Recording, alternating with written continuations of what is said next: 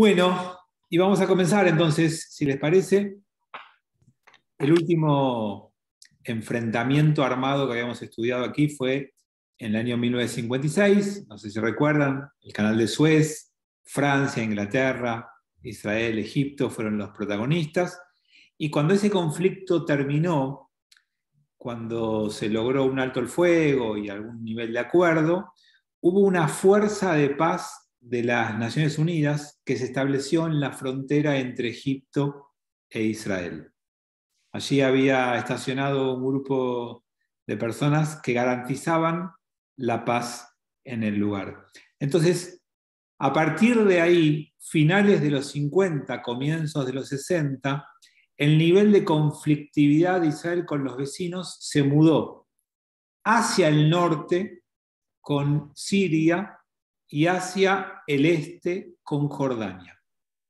La frontera en principio más tranquila era la egipcia, no por convivencia pacífica, sino porque había una fuerza de paz que estaba allí para garantizar esa tranquilidad. Entonces, tenemos escaramuzas, conflictos, pequeñas disputas en las fronteras norte y este de Israel, y la que más escaló en el año previo a la guerra fue con Siria. Hubieron guerrillas desde Siria que atacaron la frontera israelí en varias incursiones. Cuando las incursiones eran pequeñas, Israel de alguna manera lo toleraba. Cuando las incursiones eran un poquito más extremas, Israel respondía. Igual que ahora, ¿vieron? Como pasa exactamente igual ahora. Entonces, frente a las respuestas israelíes, había una condena más generalizada, pero Israel estaba dispuesta a dejar claro que no iba a tolerar ese tipo de escaramuzas. En algún momento eso llegó a escalar al nivel de aviones, de ataques aéreos. Israel terminó en abril derribando 6 aviones sirios en un enfrentamiento aéreo con artillería y con aviones. O sea, no solamente guerrilleros que ingresan a hacer una escaramuza o una incursión, sino ya ataques un poco más orquestados y con muchísimo más armamento y fuego. Así que todo esto fue lo previo a esta guerra de los 6 días y empieza a haber un cambio a nivel geopolítico que es clave para entender lo que termina pasando. En los primeros años de Israel, la Unión Soviética había sido cierto aliado de Israel. Yo les conté que eso fue migrando y cambiando, y acá en esta pre-guerra de los 6 días hay un alineamiento de la Unión Soviética con Siria y con Egipto, especialmente con Egipto, a punto tal que frente a estas escaramuzas y batallas que hubieron, la Unión Soviética le brinda información de servicios de inteligencia propios a Egipto de que Israel estaba preparando una invasión terrestre a Siria y que estaba trasladando todos sus soldados, todo su ejército, al norte en la frontera con Siria. Entonces acá quiero hacer un pequeño alto porque estamos hoy viviendo 50 y pico de años después de esto. Y nuevamente pasó algo parecido. ¿Se acuerdan? Unos días antes de que Rusia invada Ucrania, Estados Unidos alertó que Rusia trasladó sus ejércitos a la frontera con Ucrania. Y esto de que los servicios de inteligencia brindan información y asisten a las partes, generalmente es porque tienen algún interés propio. No son bondadosos que brindan información. Entonces, por alguna razón, la Unión Soviética quería desatar un conflicto en Medio Oriente. Porque en este caso de ahora, de Ucrania, la información que dio Estados Unidos, que le hizo pública en los medios de comunicación, era cierta. Las tropas rusas estaban en la frontera y de hecho atacaron, si no me equivoco, el 24 de febrero. Pero en el caso de la guerra del 67 o la preguerra, estamos en los meses previos, no hubo ningún movimiento de tropas hebreas hacia el norte. Y es más, hoy tenemos los documentos de los gobiernos desclasificados. Como política de Estado, Israel desclasifica sus documentos y no hay ningún documento que muestre que Israel tenía interés en entrar en una guerra. Por alguna razón, que no sabemos si es por las ganas de vender armas o por un enfrentamiento de una guerra fría con Estados Unidos a través de Medio Oriente, o por lo que fuere, porque así como Israel tiene la política de Estados Unidos y declasifica los documentos gubernamentales, la Unión Soviética de aquel momento y Rusia de hoy no lo hace, por lo tanto no tenemos acceso a ver por qué tomaron esa decisión, cosa que en otros países sí lo tenemos. Y lo que sí tenemos es que Nasser recibe esta información de la Unión Soviética y entonces decide trasladar a sus tropas a la frontera sur de Israel. Y avanzan en la península del Sinaí hasta la frontera. Para hacer eso, yo les conté al principio, les recordé, que había una fuerza de paz. ¿Se acuerdan de las Naciones Unidas? Bueno, las movieron, obligaron a irse. ¿Y saben qué hicieron las Naciones Unidas que estaban ahí como fuerza de paz?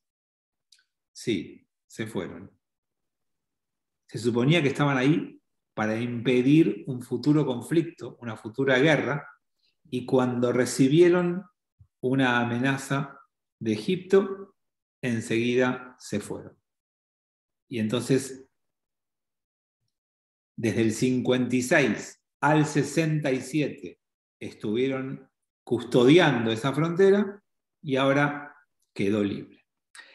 A partir de esto viene el acto de guerra más claro que da origen a la Guerra de los 6 días, pero que el mundo árabe no lo considera un acto de guerra, sino simplemente un acto menor. ¿Y cuál es este? Bueno, estamos hablando ya de mayo del 67, finales de mayo. La Guerra de los 6 días es del 5 al 10 de junio, ya estamos unos 15 días antes de que estalle la Guerra de los 6 días, y Nasser, presidente de Egipto, máxima autoridad, lo que hace es bloquea lo que se llama el estrecho de Tirán.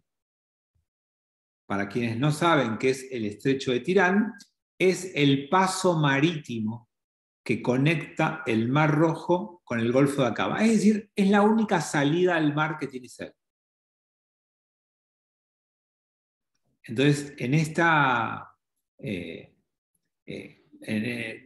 bloqueando esa salida, el estrecho de Tirán, e impidiendo la salida de barcos por el Golfo de Aqaba, lo que termina pasando es que Israel no puede abastecerse, especialmente de petróleo, que en aquel momento era absolutamente todo importado. Entonces, todo esto hace que Egipto, al bloquear el Golfo de Aqaba, la salida del Golfo de Aqaba, el estrecho de Tirán, se alía y firma un acuerdo con Jordania. Entonces, la situación de guerra se empieza a sentir cada vez más. Yo, por las caras o por las canas, mejor dicho, de algunos de ustedes, yo imagino que algunos de ustedes recuerdan la época de la Guerra de los 6 días. Yo, que no tengo casi canas, pero tengo mucha pelada, nací unos años después, así que no estuve vivo en ese momento, pero todo lo que uno lee de esos años, de ese año, es que en lo previo el mundo sufría por Israel, el mundo judío sufría por Israel. O sea, era una guerra que se veía venir. Era una guerra que estaba casi anunciada y que se fue preparando, como les dije, con estos acontecimientos. Entonces, hay un deterioro cada vez más grande y más importante de la situación en Medio Oriente, y el presidente de Estados Unidos, que en ese momento era Johnson, empezó a advertir que esto se venía y a intentar prevenir a ambos lados que nadie dé el primer disparo, que no haya una guerra. Y para lograrlo, quería tener una operación marítima internacional que abra el estrecho de Tirán. O sea, lo que declaró públicamente es: Israel, no hagas nada, vamos a enviar una fuerza marítima internacional que desbloquee tu salida a el Golfo de Aqaba. Esto nunca pasó, no se materializó, no se pudo hacer, no hubo ninguna apertura. Entonces, en junio del 67, el gabinete israelí votó a favor y decidió un ataque militar preventivo. Voy a hacer un pequeño alto acá porque esto es clave para entender dónde estamos hoy. Lo que hoy pasa en Israel y lo que hoy las Naciones Unidas y el mundo hablan de Israel depende de este punto que acabo de contarles. Yo creo que alguna vez se los dije, todo depende si la guerra es ofensiva iniciada por vos o si estás en una guerra defensiva que te atacaron otros. Si bloquear el estrecho de Tirán es un acto de guerra, como sostienen los juristas internacionales en los que consulta Israel, la guerra la inició Egipto. Si bloquear el estrecho de Tirán es un acto menor, no fue una guerra preventiva de Israel, sino que fue una guerra ofensiva, una guerra de conquista y por lo tanto ilegítima para las Naciones Unidas.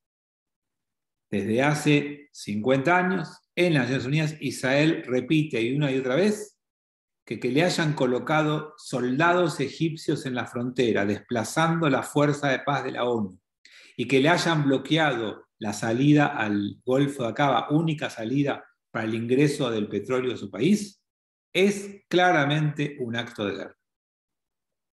E Israel lo único que hizo fue defenderse. ¿Por qué? Porque las condiciones precarias de sus fronteras y las distancias tan cortas con los países vecinos y tantos vecinos a la vez dispuestos a atacarlo, le hacía imprescindible tomar la iniciativa y no esperar a que lo invadan de todos lados juntos. Porque vos podés decir, no, te tienen que invadir para que vos puedas contrarrestar, pero en la situación en la que estamos, una invasión era una pena de muerte. No había sobrevivencia posible. Así que acá está uno de los grandes nudos que siguen hasta el día de hoy. Tengo un chat que dice: ¿es legítimo para la ONU que las fuerzas de paz se retiraran de Egipto? La palabra ahí, Claudio, legítimo no está correcta, porque no hay legitimidad o no. La ONU tenía la obligación de estar allí, pero retirarse no habilita un ataque israelí igualmente. En términos legales hablamos, ¿sí? No lo que yo pienso o lo que opino, o yo sé que pienso como vos, de que esas fuerzas no se tienen que haber ido nunca. Pero si hablamos en términos legales, la presencia o no de las fuerzas de la ONU no le sirven a Israel para legitimar su ataque. Solo se apoyan básicamente como fuerza en el bloqueo del estrecho de Tirán. Dejemos eso para el final, porque después vamos a hablar de las conclusiones, que seguramente será el próximo encuentro, y ahí podremos profundizar un poquito más. Pero acá empieza el ataque. 5 de junio de 1967, las fuerzas de defensa de Israel, ¿sí?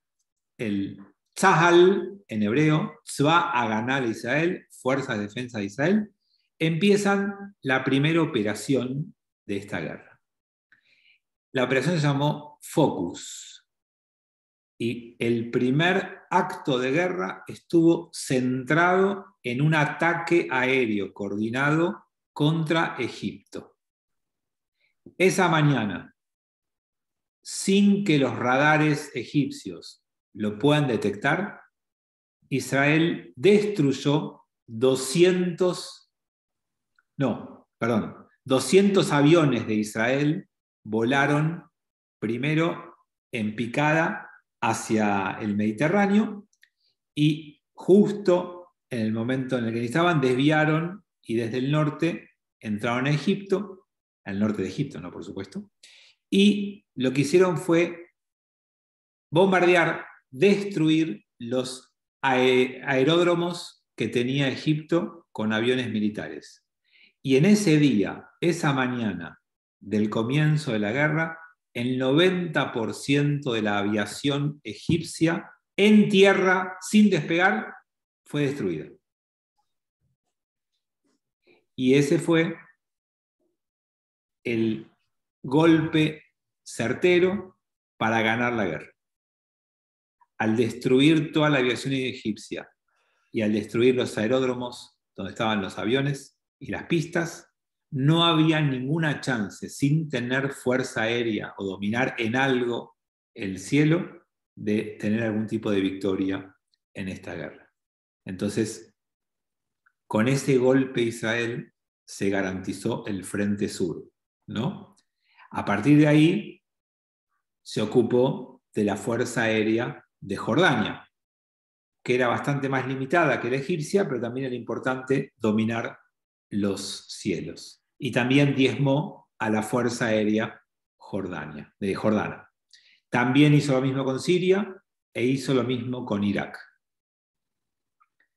Al final del primer día de la guerra, 5 de junio, cuando ese día terminó, los cielos de Medio Oriente eran de Israel.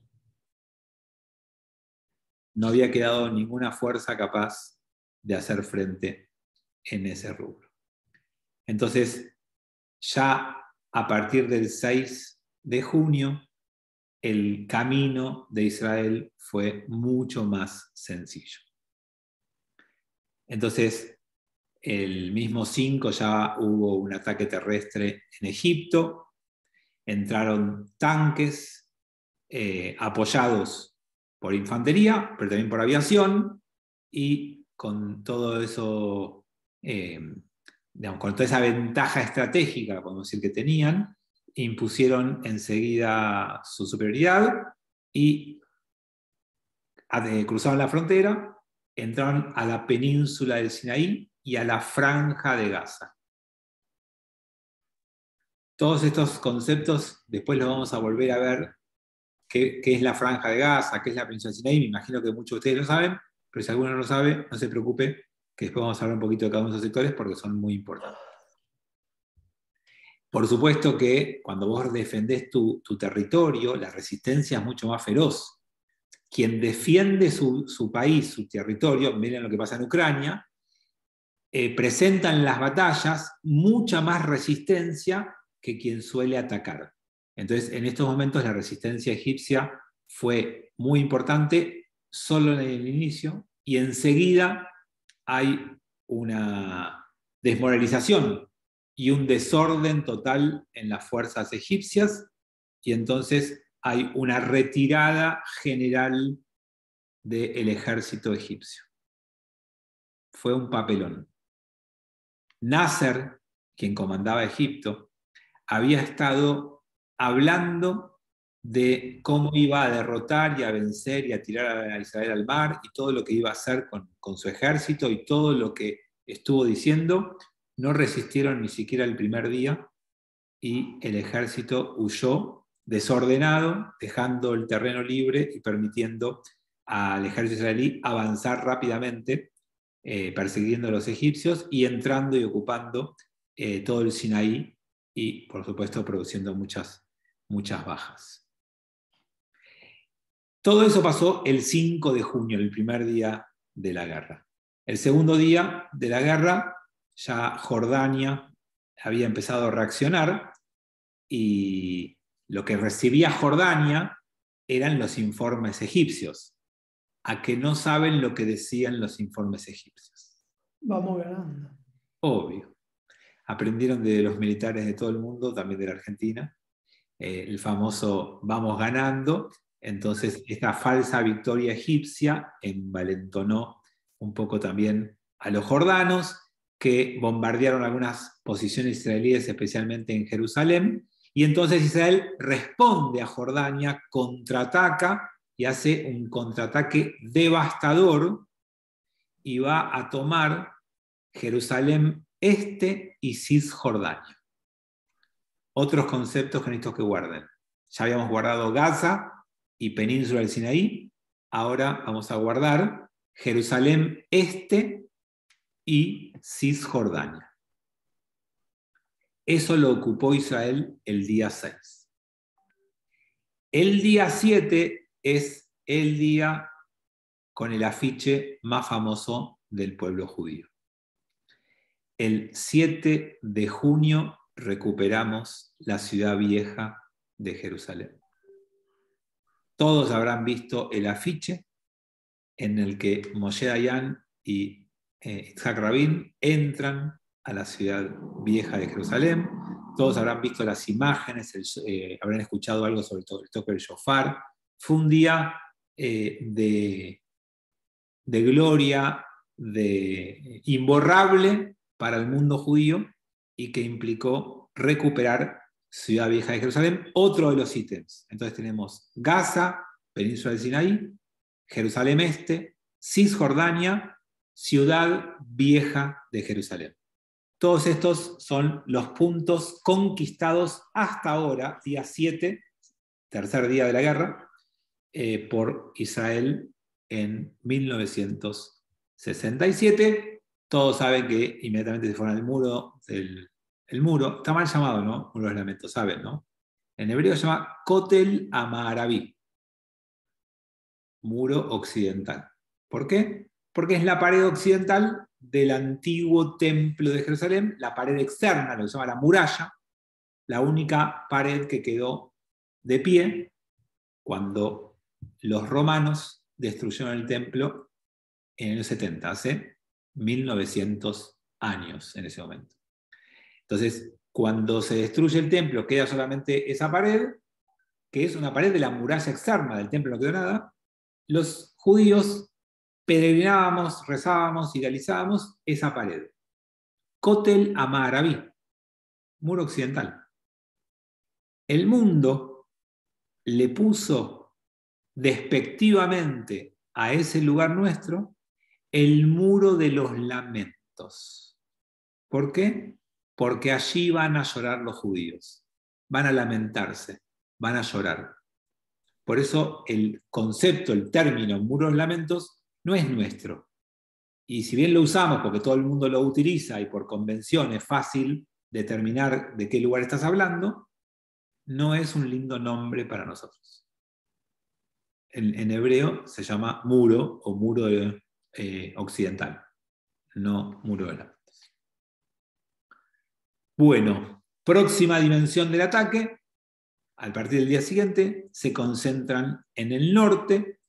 Hay un ataque a Siria y entonces hay un intenso bombardeo aéreo, tanques, infantería. Avanza el ejército israelí en la región de Siria y ocupan, el último de los conceptos que tenemos que rever, las alturas del Golán. Al día siguiente, al final de la guerra, se terminan ocupando las alturas del Golán, los lugares más difíciles para ocupar, porque el enemigo tiene mucha ventaja por la altura, hay mucha ventaja estratégica, sin embargo, con mucho esfuerzo y mucho costo, las fuerzas israelíes logran ocupar las alturas del Golán. Entonces, el 10 de junio, Israel ya había terminado con toda la aviación de Medio Oriente, había dominado a sus 3 países vecinos, había ocupado Gaza y Península del Sinaí en Egipto, había ocupado la ciudad vieja de Jerusalén, Jerusalén Este y Cisjordania de mano de los jordanos, y había ocupado las alturas del Golán de mano de los sirios. Y en ese momento las Naciones Unidas negocian y logran un alto el fuego. Y abruptamente, el 10 de junio, la guerra llega al final. Las partes aceptan el alto el fuego y, increíblemente, un pueblo que hacía 3000 años que hablaba que uno tiene que hacer cosas 6 días y el séptimo descansar y hacer Shabbat, en 6 días logra la victoria militar más importante de este joven Estado, que tenía 19 años. 19 años de existencia. Y que enfrentaba ejércitos de países mucho más entrenados, con más armamento y con más historia, y logra esta victoria abrumadora en apenas 6 días. Más o menos hubo 20.000 árabes muertos y 800 israelíes muertos. En esta guerra de 6 días, esos fueron los costos humanos de esta guerra. Como toda guerra, es un desastre y las vidas humanas es una pena, porque como dicen ahora, vieron que estamos con todo este tema en Europa, las guerras son declaradas por gente mayor que no se conoce, para que gente mayor que sí se conoce y mandan a la guerra jóvenes que no se conocen entre ellos, que se matan entre ellos, que no saben ni por qué lo hacen, para que después ellos se sienten en una mesa y arreglen, firmen y se repartan los intereses. La verdad es lamentable toda guerra. En este caso se lamentaron muchas vidas humanas, 20.800. Bueno, por supuesto que el golpe psicológico para el mundo árabe fue tremendo. El golpe fue abrumador y entonces el que más perdió prestigio, el que más se perjudicó fue Nasser. Nasser, presidente egipcio, tuvo su renuncia a disposición porque había caído absolutamente en desgracia, pero enseguida sacó la renuncia que dijo que iba a hacer, otra vez retomó el cargo y los egipcios salieron a la calle a manifestar por Nasser, lo apoyaron y con esas manifestaciones masivas y todo, retomó inmediatamente el poder y no hubo ningún cambio de gobierno. ¿Sí? Quiero detenerme un segundo. Medio Oriente en particular y el mundo en general nos demostró que toda vez que se produce la caída de un gobierno que uno cree que es malo por violencia o guerra o ataques, el que viene después suele ser peor. Lo digo porque quizás alguno de ustedes haya pensado, cuando yo dije que Nasser finalmente no abandona el poder, quizás alguno estaba pensando, qué lástima. Y no lo sé. Ya vamos a hablar un poquito de las consecuencias y sepan que unas consecuencias posteriores, no inmediatas, posteriores, es que los gobiernos nacionalistas árabes son reemplazados por los gobiernos religiosos fundamentalistas árabes. Y hoy sabemos que los gobiernos religiosos fundamentalistas árabes son peores que los gobiernos nacionalistas árabes. Pero ya me estoy adelantando a unas conclusiones, pero como casi cae Nasser y no cayó, y algunas caras me parecieron qué pena, quería por lo menos hacerles este comentario de esta situación. Bien, empecemos entonces a hablar un poquito de las consecuencias que tuvo esta guerra. La primera consecuencia, y yo les pedí que ustedes se acuerden y vayan visualizando los lugares que les dije, es que Israel se quedó con un montón de tierras que originalmente no eran propias. Todas las que nombré recién. Por las dudas, una vez más. Se queda con Gaza y con la península del Sinaí. Se queda con Jerusalén antigua, con Jerusalén este y con Cisjordania. Y se queda con las alturas del Golán.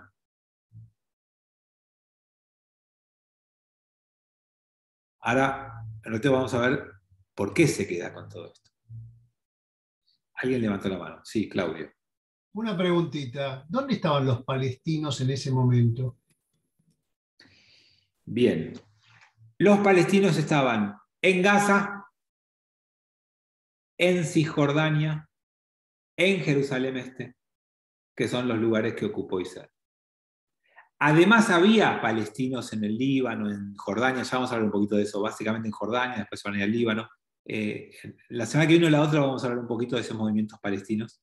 Pero la primera gran novedad es que Israel incorpora a su población, donde ya había palestinos, porque acuérdense que cuando Israel recibe Haifa, en Haifa también había palestinos. Y cuando Israel recibe Yafo, también había palestinos. Y cuando Israel recibe algunas aldeas del norte, también hay palestinos. Pero la cantidad de palestinos que va a haber en la franja de Gaza, en Cisjordania y en Jerusalén Este es mucho más grande. Y entonces ahí se empieza a gestar uno de los grandes problemas que hasta el día de hoy Israel no pudo resolver. No encontró la manera de resolver ese conflicto que se inicia en esta guerra de los 6 días. ¿Por qué? Quizás la estrategia israelí era aprobar un nuevo modelo de negociación con los árabes que se llamaba tierra por paz. Y se quedó con todas esas poblaciones y esas porciones de tierra para negociar con cada uno de estos países vecinos que nombramos un acuerdo de paz. De los 4 que estamos hablando, Egipto, Jordania, Siria y los propios palestinos, con 2 lo logró. Me estoy adelantando, ya lo vamos a volver a ver, pero para que entiendan esto, lo tengo que decir ahora también. Con Egipto, en 1979 firmamos la paz y le devolvimos toda la tierra de ellos. La península del Sinaí, que estaba ocupada, ¿se acuerdan lo primero que conté? Península del Sinaí, fue devuelta íntegramente a los egipcios. Y quiero que sepan ahora, que lo vamos a volver a ver, que para devolverlo, los israelíes desde el 67 al 79 construyeron ciudades ahí, construyeron pueblos. Había judíos viviendo en la península del Sinaí. Como ahora hay, ¿vieron que hay un montón de asentamientos? Bueno, los primeros asentamientos fueron ahí. Y cuando se firma el Tratado de Paz, Israel levanta los asentamientos y se va. Y entrega la península del Sinaí porque logra la paz. Luego va a firmar la paz con Jordania y va a establecer un límite en el río Jordán. Y no le va a devolver Cisjordania y Jerusalén, ¿saben por qué? Porque no hay jordanos, hay palestinos ahí. Pero llega a un acuerdo de paz, traza una frontera, divide las aguas del río Jordán y acuerda un tratado de paz con Jordán. Le faltaban 2 de los 4 que nunca logró cerrar. Ni la paz con Siria, y lamentablemente la que más nos cuesta, la más difícil de todas, es la paz con el pueblo palestino, con el establecimiento de los 2 estados. Un estado palestino y un estado hebreo, que fue el plan de partición que estudiamos y que vimos en este espacio y que ustedes deben conocer, que se decretó en la ONU en noviembre del 47 para implementarse a partir de mayo del 48. Y lamentablemente nunca se pudo conseguir ese acuerdo. Entonces, la guerra de los 6 días cambia el mapa de Medio Oriente. Pero sobre todo cambia la imagen de Israel en el mundo. Y sobre todo cambia el alineamiento entre Israel y Estados Unidos.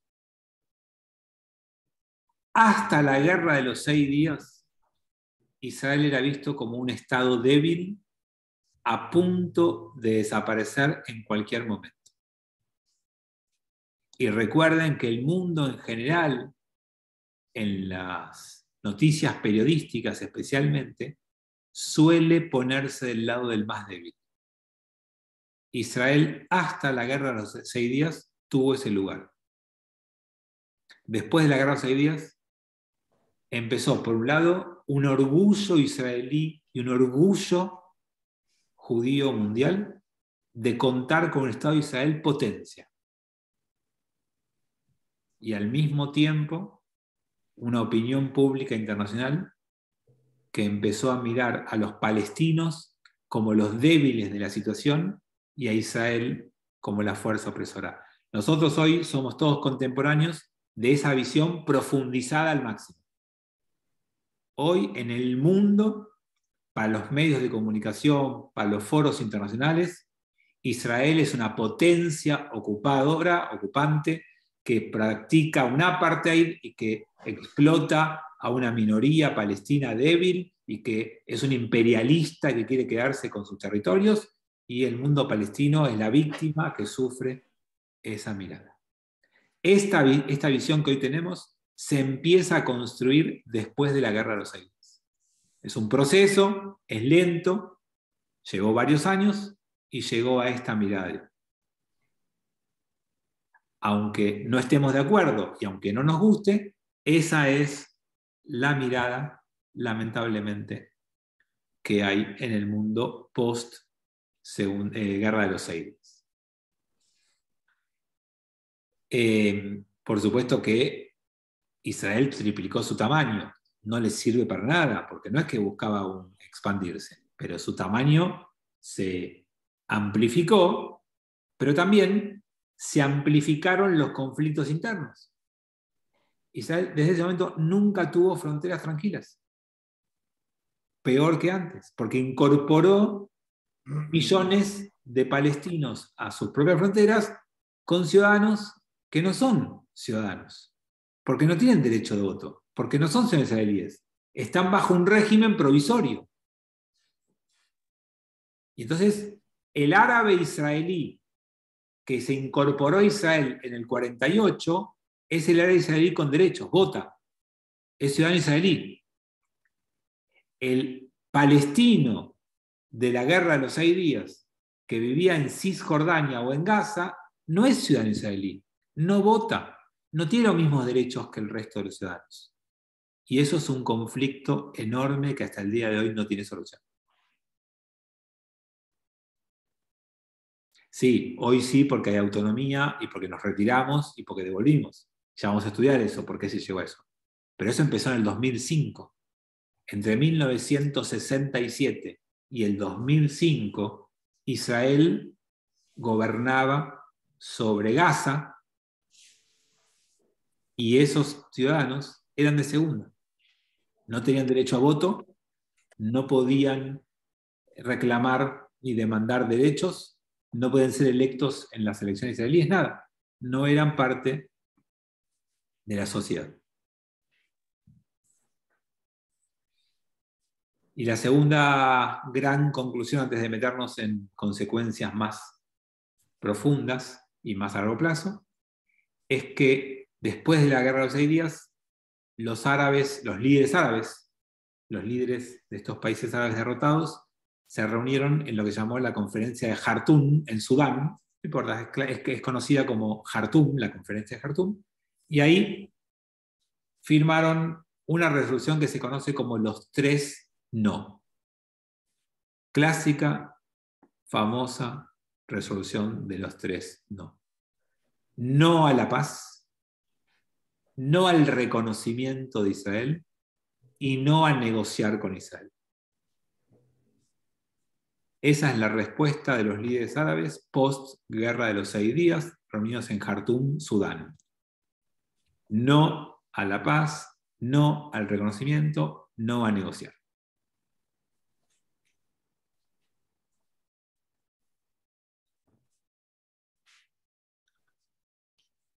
Así que con esto tenemos una construcción más o menos general y amplia de lo que pasó en la Guerra de los 6 días. Los líos de frontera iniciales, las operaciones militares producto del bloqueo del estrecho de Tirán y la superioridad israelí lograda con la aviación, la conquista de todas estas tierras que les nombré hace poco. Así que con esto cerramos nuestro encuentro de hoy. Les cuento que este viernes empieza Pesaj, cosa que ustedes no sabían, por eso les voy a contar ahora. El viernes empieza Pesaj, tenemos ser de Pesaj en las casas de nuestras familias el viernes y el sábado. Espero que tengan todos la posibilidad de tener un lindo ceder. Si alguno quiere venir al Shabbat, el viernes el servicio es más corto. Cuando coincide una fiesta con Shabbat se acorta un poquito la hora del Shabbat. No es que nosotros, todo el mundo judío lo hace. Y tendrán la posibilidad de irse un ratito antes para celebrar ceder de Pesaj en las casas, si no nos pueden ver virtualmente. Y el martes que viene no tenemos, porque es el ser de Pesaj de Lambrot, que espero que se hayan anotado, porque se cerró la inscripción hoy, porque ya hay 190 personas inscritas y no entramos más. Así que espero que estén anotados y que puedan venir, que quieran venir. Y si no, el otro martes retomamos nuestro espacio acá. Martes que viene, acuérdense, ser de Pesaj en Lambrot. No tenemos clase, igual va a ir por mail el recordatorio. Bueno, buenas noches, los saludo y en un ratito nos conectamos con la clase de Torah. Chau. Gracias, Fabi. Gracias, Fabi. Gracias, muy bueno. Gracias. Chao. Gracias. Muy bueno hoy en la noche. Excelente Gracias, clase. Sameach para todos.